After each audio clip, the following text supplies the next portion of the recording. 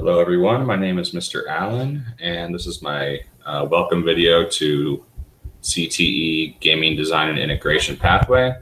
The first class in that pathway is going to be Introduction to Game Design A. We've changed the format a little bit, so this video is kind of just to tell you how to navigate through Canvas and submit your work and complete the class. First thing you should do, if you haven't already, is take the quiz by clicking here. Read the instructions, kind of review this document, take the quiz, and that's it. It should be relatively quick. 10 questions, 10 points. After that, there's a few things you need to know about the new format. I'll disregard the projects page or projects button. We don't need it. Just go into assignments. And there's a few things you'll see.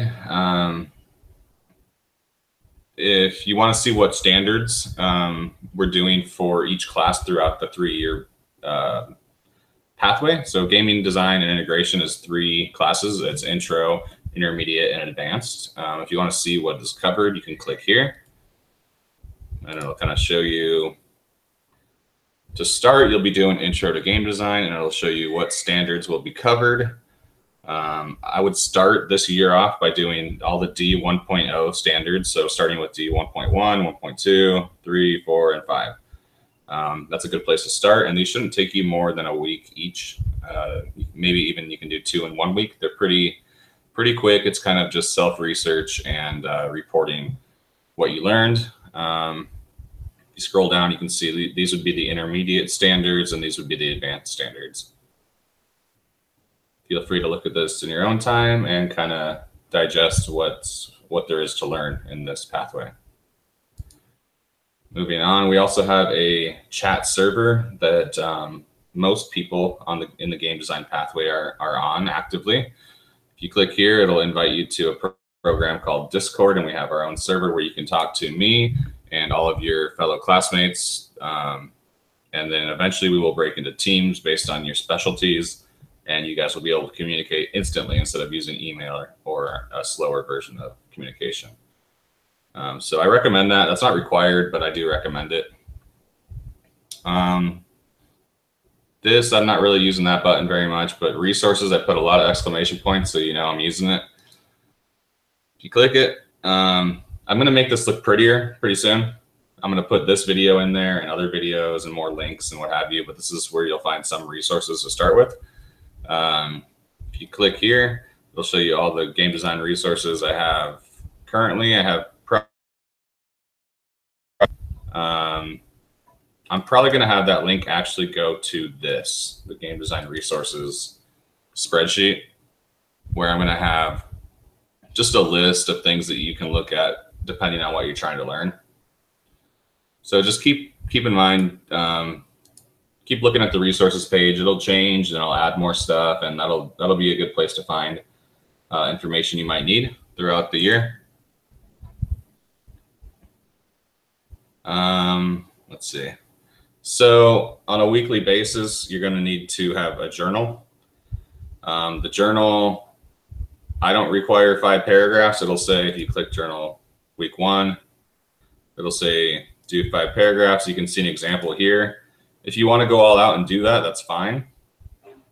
But basically, it's just a log of what you did this week, and you should have a total work hour of 5 hours. So if you're meeting me in person, that counts as 3 hours. If you're online, you just need to spend the 5 hours either researching, watching videos, talking to me, or doing projects. Writing the journal is included in that time, but I don't want you guys to spend more than 20, 30 minutes completing these journals. It's just basically a log of what you're doing.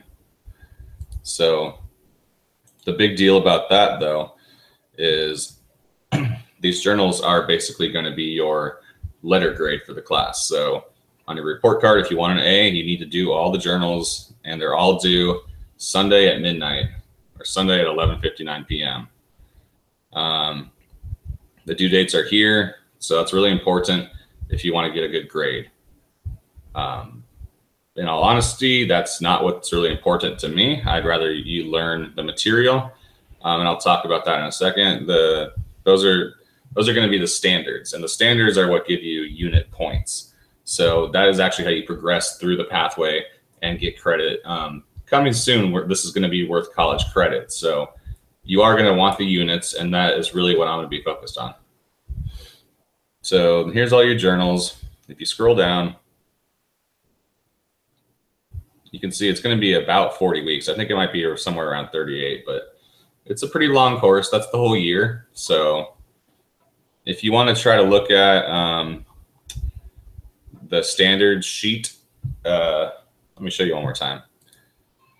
I kind of have it broken into how many units each one is worth. So the easier ones are worth less units than some of the harder ones that are worth more.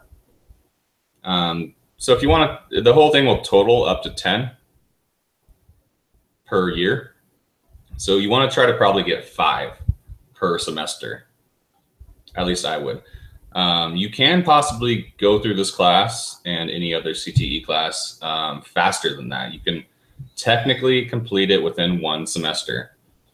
That being said, you would need to spend 10 hours a week working on it then. That can be researching, watching videos, working on projects, what have you.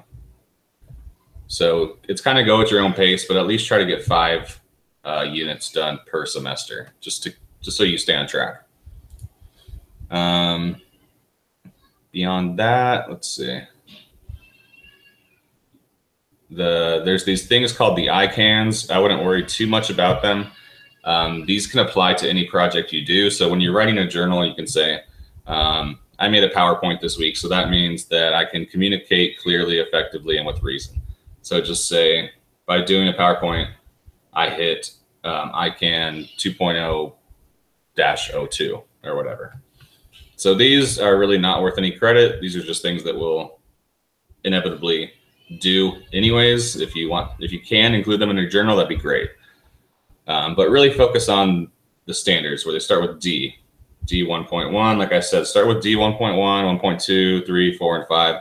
That's probably the easiest place to start because it's kind of just self-research and then some sort of presentation to me.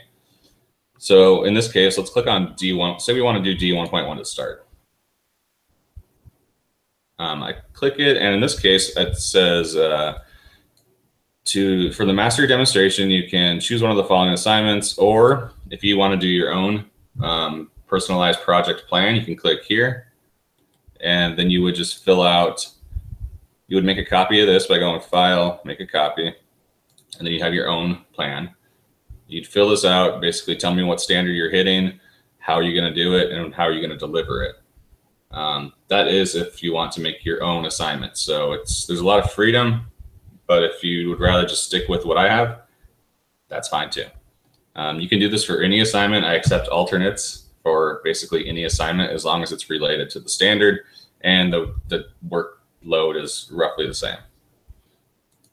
Okay, but in this case, I have 1 and 2 here. So the first one would be video game genres. You can click to watch the slideshow that I've created here. Kind of scroll through and we'll learn about different genres. All these are links, so you can follow those to learn more about genres within a genre. So there's many types of shooters. Those are called subgenres, basically. So you can watch my presentation and then do your own research as well, and then answer the prompt. In this case, it says review the slideshow, then choose your favorite video game, write up a summary of what defines that specific genre, what makes it fun, and so on and so forth. You could also create your own slideshow or create a written document that explains different game genres, or I can even quiz you in person. Again, it's very flexible. The format you submit is it's kind of your choice, as long as the workload is roughly the same and you can prove that you understand the material. So the other option, which is probably my preferred option for this one, I just like this assignment, is to write a game review. And I know, or I hope, and I'm sure that most of you are playing video games of some sort if you're in this class. So in this case, you can use this for your journal as well, since it's going to be like a writing assignment. Here's some examples you can click on or copy and paste them in. And then I made a template for you. So you can click the template. And again, make a copy. It'll ask you to. And then basically whatever game you're playing right now, you're going to fill out this template for me. So game title goes here. Maybe the cover image goes here. Your name, the date, all the quick info about it, a summary. We got story, gameplay, graphics, audio, and replayability, which includes multiplayer and any game that you can play more than once.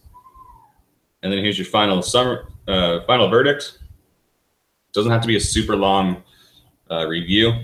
Again, put a lot of images in there for me. I like pictures. I'm a visual guy, so give me a picture and explain the game to me, and then you get to give it a score.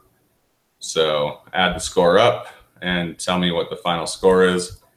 And if it's really cool, maybe I'll go play it if I haven't already. So that's D1.1. And we'll kind of just move through the class like that. So in that case, if you did a game review, you could submit that as your journal. If you did the genre assignment, you could write in your journal, I researched genres, I did a PowerPoint, or I presented it to Mr. Allen, and he approved me. I wrote this journal. I did a little bit of side research, yada, yada. That's pretty much it for my getting started video. I would go through the 1.0 stuff, and then we'll start working on the 2.0 stuff. And I'm going to try to have a video for each standard inside of the standard assignment. I'm working on it as we go throughout the weeks, so bear with me. If you have any questions, my email is on the homepage. It's right here, chris.allen@springscs.org. And I would try to make sure that you have a computer of some sort, because pretty soon we will be using computers to design our video games. And if you really want to get ahead, or get ready for the things to come, I would go to blender.org and download that. This is going to be our 3D modeling software. Again, on the resources page, I have tutorials that I've made and other resources that you can look at on how to learn this. And I will also teach it as we go through. And the other one I would want you to download is unrealengine.com. Go to download up here. And this is going to be the game engine. So this is where we put all of the art and the code and the animations and the audio and all the good stuff to make the game actually run. So we're going to be using a lot of Blender and a lot of Unreal. If you can get that downloaded and it works on your home computer, perfect. If not, let me know. Also, we're going to have computers on campus in person that you can use that are going to be powerful enough to run these types of programs. So that's it for my little intro. If you have any questions, again, email me, and we'll talk to you guys later. Thanks. Welcome to Game Design.